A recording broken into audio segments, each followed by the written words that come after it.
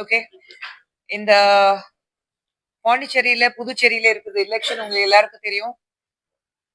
தேசிய ஜனநாயக கூட்டணி என்ஆர் அவர்களுடைய ஆட்சியில எந்த அளவுக்கு பாஜகவுடைய நல்ல திட்டங்கள் மக்கள் மத்தியில கொண்டு போய் சேர்த்திருக்காங்க. இந்த கூட்டணி மீண்டும் ஜெயிக்கும் அந்த நம்பிக்கையும் எங்களுக்கு இருக்கு. ஏன்னா மக்கள் மத்தியில அந்த அளவுக்கு வரவேற்பு இருக்கு எங்களுக்கு. ஒவ்வொரு இடத்துக்கு போகும்போது, ஒவ்வொரு கேண்டிடேட் கூட நாங்க பிரச்சாரத்துக்கு போகும்போது, மக்கள் சந்திக்கும் போது, மக்கள் நாங்க ரொம்ப சந்தோஷமா இருக்கோம். இந்த ஆட்சி மீண்டும் வரணும்னு ஆசைப்படுறோம்னு சொல்லியிருக்காங்க. நிச்சயமாக இந்த தேர்தலில் மீண்டும் பக்கத்து மாநிலத்திலிருந்து இங்க எப்படி பக்கத்து மாநிலத்துல பொய்யான வாக்குறுதிகள் கொடுத்து மக்கள் ஏமாத்தி வெறும் கரப்ஷன், வெறும் ஸ்கேம்ஸ், ஊழல், ஃபேமிலி டைனஸ்ட் பாலிடிக்ஸ், பணம் சம்பாதிக்கிற வகையில ட்ரக் மெனஸ் இருக்கட்டும், சின்ன சின்ன குழந்தைங்க ஒரு 8ஆம் வகுப்பு 9ஆம் வகுப்பு படிக்கிற பசங்களுக்கு கையில ஈஸியா சாராயம் கிடைக்கிற அளவுக்கு டாஸ்மார்க் மட்டும் நம்பி போயிட்டு இருக்க ஒரு ஆட்சி இல்லாம முன்னேற்றம் பார்த்து கொண்டிருக்கிற ஒரு யூனியன் டெரிட்டரி உங்களுக்கு இன்னைக்கு பாண்டிச்சேரி புதுச்சேரி இருக்கு. அந்த வகையில நிச்சயமாக இந்த வெற்றி மீண்டும் தேசிய ஜனநாயக கூட்டணியுடைய வெற்றி இருக்கும். என்ஆர் அவர்கள் மீண்டும் முதலமைச்சராக வருவார்னு ஒரு முழு நம்பிக்கை எங்களுக்கு இருக்கு.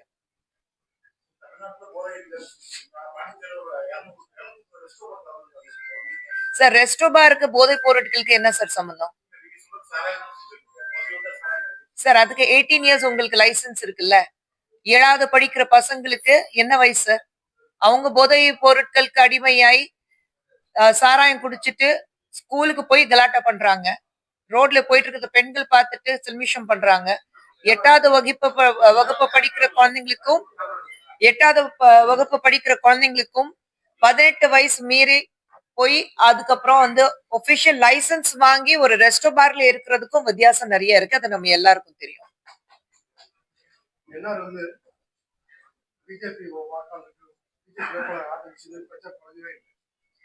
சார் நாங்க எதுக்கு இருக்கோம்? அப்போ அவர் தான் எங்களுக்கு செய்யணும்னா அப்புறம் நாங்க எதுக்கு இருக்கோம்?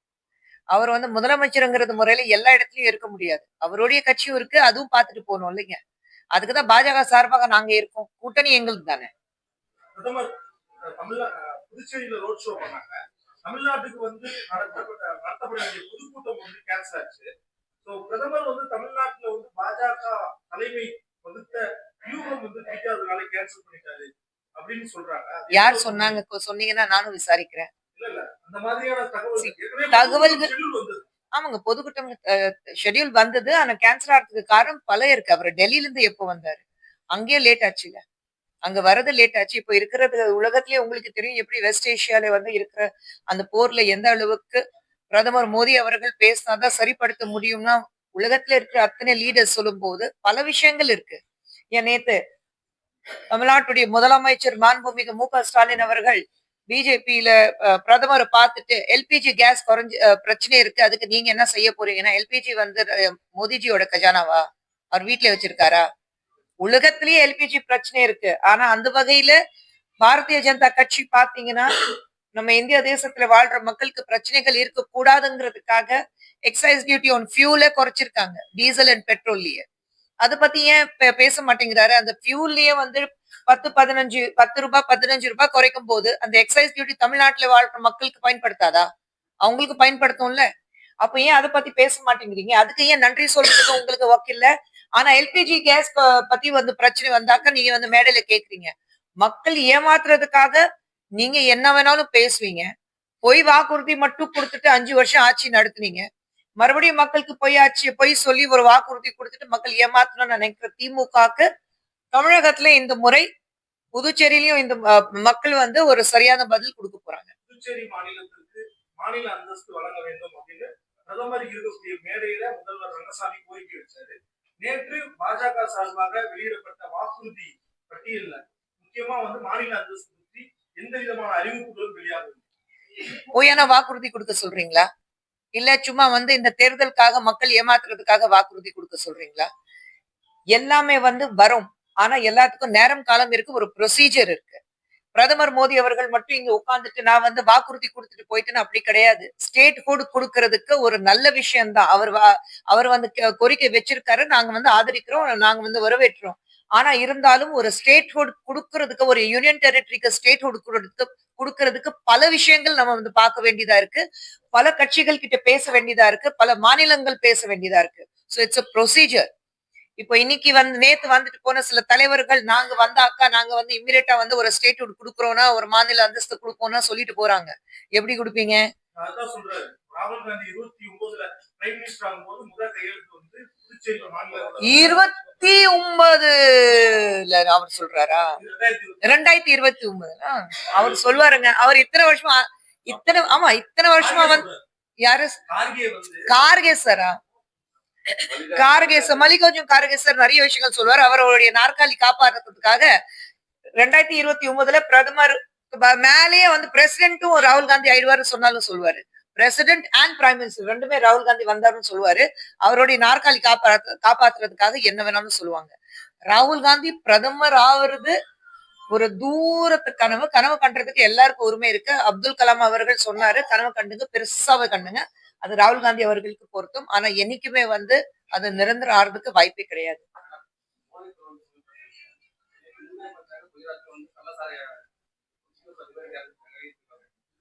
எங்க இருந்தாலும் கள்ளச்சாராயம் வந்து நிச்சயமாக வந்து நம்ம ஆதரிக்க கூடாது. இது 10 பேர் இறந்திருக்காங்கன்னா மனசு கஷ்டமா தான் இருக்கு. தமிழகத்துல வந்து இத்தனை பேர் நான் போனேனே NCW மெம்பரா இருக்கும் போது நான் போனேனே அங்க என்ன கள்ளக்குறிச்சிக்கு அப்போ என்ன ஆச்சு? என்ன ஒரு விஷயங்கள் எடுத்தாங்க? என்ன ஒரு ஸ்டெப் எடுத்தாங்க? டாஸ்மார்க் 10 மணிக்கு மேல இன்னைக்கு தமிழகத்துக்கு 10 லட்சம் கோடி கடன் இருக்கு. நீங்க வந்து வெறும் டாஸ்மார்க் நம்பி மட்டும்தான் ஒரு மாநிலத்துல நடத்துவேன்னா அது எப்படி? அந்த டாஸ்மார்க்லயே உங்களுக்கு எவ்வளவு வந்து ஒரு கட்டிங் வருது அதுவும் நம்ம பார்க்கணும். நீங்க வெறும் போதைப் பொருட்கள் வெறும் வந்து எப்படி ஈஸியா ஒவ்வொரு பள்ளிக்கூட வாசல்லையும் ஒவ்வொரு கல்லூரி வாசல்லையும் உங்களுக்கு போதைப் பொருட்கள் ஈஸியா கிடைக்குது. இது வரைக்கும் தமிழகத்துல நம்ம இப்ப முதலமைச்சர்கள் பார்த்து இத்தனை விஷயங்கள் நடந்திருக்கு. ஒரு கேள்விக்கு பதில் வந்திருக்கா? அண்ணா யூனிவர்சிட்டியில பிரச்சனை வந்தது, பொள்ளாச்சி பிரச்சனை வந்தது, பெண்கள் வந்து பாதுகாப்பு இல்ல, 2 வயசு குழந்தையில இருந்து 70 வயசு மூதாட்டி வரைக்கும் அவங்க மேல வந்து தாக்குதல் நடக்குது. குழந்தைங்க வந்து போதைப் பொருட்கள் அடிமை இருக்கிறாங்க. எல்லா பள்ளிவாசலுக்கும் கல்லூரி பக்கத்துலயே உங்களுக்கு வந்து ஈஸி டாஸ்மார்க் அங்கேயே திறந்து வச்சிருக்காங்க. எங்க வந்து ஒரு ஃபேமிலி வாழ்ந்துட்டு இருக்காங்க, ஒரு குடும்பம் இருக்கு, எங்குமே கிடையாது. மெயின் ரோட்ல ஓகே ஓபன் பண்ண நீ சாராய டாஸ்மார்க் ஓபன் பண்ண எனக்கு கட்டிங் வருது அது போதும். அந்த ரேஞ்ச்ல இன்னைக்கு தமிழகமே இருக்கு.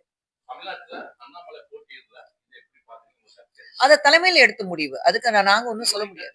இல்ல கருத்து யாரோட தனிப்பட்ட முறையிலே ஒரு கட்சியில இருக்கும்போது தனிப்பட்ட முறையில யாரோடையும் கருத்து சொல்லவும் கூடாது, இருக்கவும் கூடாது. தமிழ்நாடு பொறுத்த வரைக்கும் மேலிடத்துல இருந்து தலைவர்கள் எடுத்த முடிவு. அது ஏன் எடுத்தாங்கன்னா அது அவங்களுக்கு தான் தெரியும். கடந்த முறை 1000 விளக்கு தொகுதியில நீங்க போட்டியிட்டீங்க. நிறைய டஃப் காம்படிஷன். இந்த முறை நீங்க போட்டியிட விருப்பப்படல. எனக்கு அங்க போட்டி எடுக்கணும்னு நான் விருப்பப்பட்டிருந்தா எனக்கு புதுச்சேரியில உங்க முன்னாடி என்னால உட்கார முடியாது. நான் வந்து ஒரு சராசரி காரியகர்த்தாவாக நான் வெளியில போகணும். இன்னொன்னு வந்து என் கணவர் வந்து மதுரையில நிக்கிறாரு. நான் அங்கேயும் இருக்கணும். சோ அங்க புதுச்சேரி, காரைக்கால், தமிழ்நாடு, கேரளா முடிச்சிட்டு வந்திருக்கேன் நானு. இப்போ மதுரை போயிட்டு வந்த 2 நாள். இப்போ மறுபடியும் நாளானைக்கு மதுரை போயிடுவேன். என்னங்க? புதுச்சேரியில மதுவிலக்கு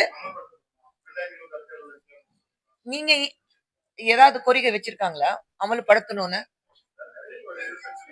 இட்ஸ் a டூரிஸ்ட் ஸ்பாட்.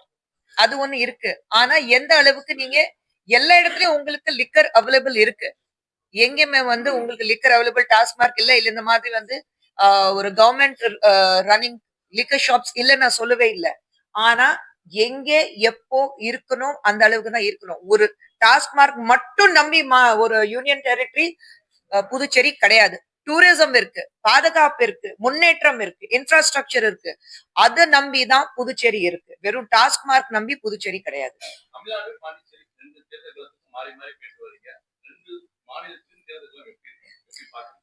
ரெண்டு இடத்துலயும் தேசிய ஜனநாயக கூட்டணிக்கு வெற்றி நிச்சயமாக உறுதியா இருக்கு.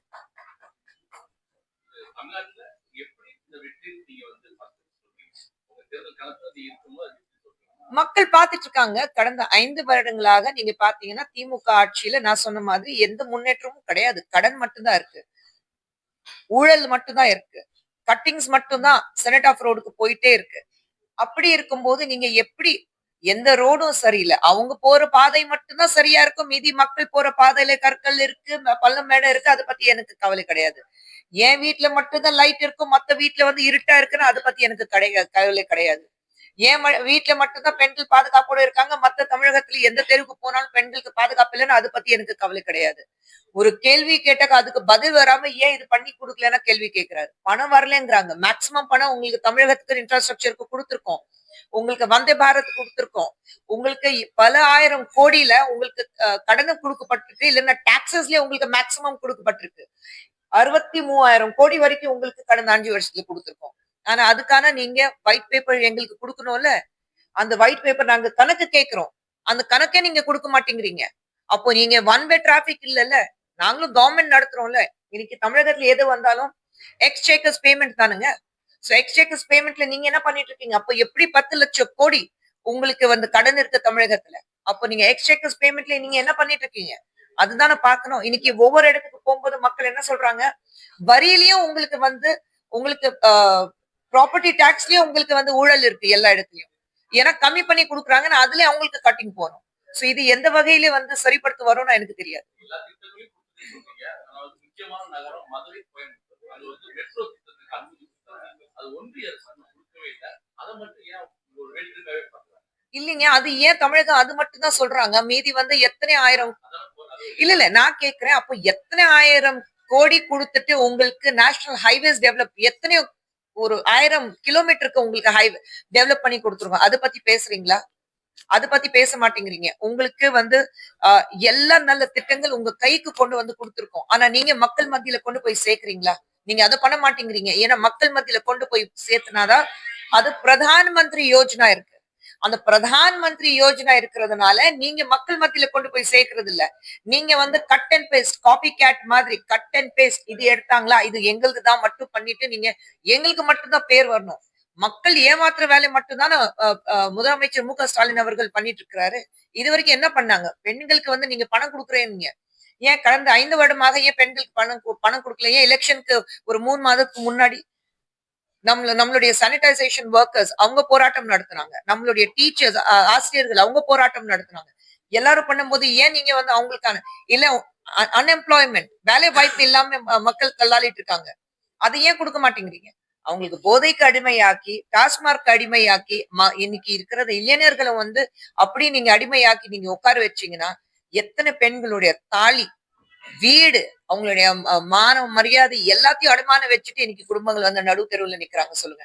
புதுச்சேரியில வந்து குழம்பி போன ஒரு கூட்டணியாக தேசிய ஜனநாயக கூட்டணி இருக்குன்னு நேற்று வந்த விஜய் பரப்புரையில சொல்லி நேத்து தான் வந்திருக்காரு. விட்டுடுங்க பாவம். 2 தடவை வந்தாரு. இல்ல அரசியலுக்கு இப்பதான் வந்திருக்காரு. விட்டுடுங்க. விமர்சிக்க மாட்டீங்களா விஜய்? விமர்சிக்கிறது பத்தி இல்ல, அரசியல் தெரிஞ்சவங்களை பத்தி நம்ம பேசலாம். அவர் நேத்து தான் வந்திருக்காரு. நேத்து ஒரு இடத்துல வந்து அவருடைய யாருக்கு வாக்கு சேகரிக்க போறோம்னா அவரு பேரை சொல்லாம எங்க கட்சியில இருக்கிறத ஒரு வேட்பாளரோட பேர் வேற சொல்லிட்டு போயிட்டாருல்ல. சோ மனசுல நாங்க இருக்கோம், அது மட்டும் உறுதியா இருக்குல்ல. நீங்களும் அவங்களும் நெருக்கமா இருக்கு. விஜய் மனசுல பாஜக இருக்கு, அது மட்டும் உறுதியா இருக்கு. நேத்து பாஜகவுடைய வேட்பாளர் பேர் தானே சொல்லிட்டு போனாரு. அது வரைக்கும் செல்வம் சார் பேர் தானே சொல்லிட்டு போனாரு. அதான் சோ மணலி தொகுதியில செல்வம் பேர் தானே பேர் சொல்லிட்டு போனாரு. அது வரைக்கும் எங்களுக்கு சந்தோஷம். தமிழக பொறுப்பு ஆளுநர் வந்து RSS பாஜகவினுடைய கைப்பாய்வா செயல்படுறாங்க. அவங்க நிகழ்ச்சியில பங்கேற்கிறாங்க. தேர்தல் விதிமுறைகள் அமல்ல இருக்கு. அவங்கள மாற்றணும், அந்த பொறுப்புக்கு வந்து நீக்கணும்னு சொல்லிட்டு தேர்தல் ஆணையத்துக்கு நாங்க புகார் கடிதம் அனுப்பணும்னு சொல்லியிருக்காங்க. தாராளமா அனுப்புங்க. அப்படி நிகழ்ச்சி நடந்ததா? ஒண்ணுமே நடக்கல. அது அவர்கிட்ட கேளுங்க, கொடுக்க சொல்லுங்க. தேர்தல் ஆணைய கிட்ட கொடுத்திருக்காரு. ஏன் உங்க முன்னாடி பேசும்போது உங்ககிட்ட வந்து ஃபுல் டீடைல்ஸ் கொடுத்திருக்கலாமே. கொடுத்தாங்களா உங்களுக்கு? இல்ல கடிதம் கொடுத்தாரு. எப்படி நடந்ததா நீங்க என்கிட்ட கேக்குறீங்கல்ல. அப்புறம் உங்ககிட்ட அது ஆதாரபூர்வமா உங்ககிட்டயே கொடுக்கல. அது முன்னாடி பிரஸ் முன்னாடி பேசுறாருன்னா பிரஸ் முன்னாடி ஆதாரபூர்வமா அவர் கொடுத்திருக்கணுமே. உங்க முன்னாடி நான் வந்து கொடுக்க போறேன் கொடுத்துட்டோம்னா அப்போ ஆதாரபூர்வமா உங்க முன்னாடி கொடுக்க சொல்லுங்க. தாராளமா கொடுங்க. தாராளமா கொடுங்க. ஹஸ்பண்டுக்கு எப்படி வெற்றி வாய்ப்பு இருக்கு, எப்படி பாக்குறீங்க, நல்லா இருக்கா மதுரை? மதுரை ரொம்ப நல்லா இருக்கு. மதுரை சென்ட்ரல்ல மக்கள் ரொம்ப உற்சாகத்தோட இருக்கிறாங்க. என் கணவர் பத்தி நான் பேசக்கூடாது. இருக்கிற நபர் ஒரு முக்கியமான நபர். அவங்க powerful 10 வருடங்களாக எதுவுமே நடக்காது. அங்க போய் இறங்குன உடனே மதுரையில ஃபர்ஸ்ட் சொன்ன என்கிட்ட விஷயம் அதுதான். 10 வருடங்களா ஏமாத்திட்டு இருக்காரு. எதுவுமே நடக்கலன்னு தான் சொன்னாங்க. தமிழ்நாடு புதுச்சேரிக்கு பிரதமர் மோடி வருகை தருவதால திமுக காங்கிரஸ் கூட்டணி வலுப்பெறுது. தமிழ்நாடு முதல் சொல்றது. அது அப்படியேதான் இருக்கு. தமிழ்நாட்டுல தமிழ்நாடு PM வர்றதுனாலதான் வருவாங்க. மோடி வர எது PM அடிக்கடி வரணும். பிஎம்ஐடி அப்பதான் டிஎம்கே பலம். அப்பவும் வந்து எங்களை நம்பிதான் அவங்க உட்கார்ந்துட்டு இருக்காங்க. அவங்களால எதுவுமே பண்ண முடியாது. அவங்க வலுப்படுத்துறதுக்காக பிஎம் வேணும்னு சொல்றாரா? 24லயே வந்து ஒரு பதவி வந்தப்ப நாங்க வலிமை செஞ்சோம். அது ஒரு இல்ல அதுதான் சொல்றேன். அப்போ எதுக்கும் இப்போ எப்படி நாங்க வந்து ராகுல் காந்தி பார்த்துட்டு எங்களுக்கு மிகப்பெரிய வலிமை வந்து ராகுல் காந்தி சொல்றோம். சரிங்களா? அப்போ இவங்க எதுவுமே பண்ண மாட்டாங்க. எதுவுமே பண்ண மாட்டாங்க. திமுக பொறுத்த வரைக்கும் அவங்க எதுவுமே பண்ண மாட்டாங்க. பிரதமர் மோடி எங்க வந்தாலும் அது திமுகக்கு வெற்றி கிடையாது. இந்திய தேசத்துக்கு தேசியோட மண்ணுக்கு தான் வெற்றி. அதுதான் உறுதி.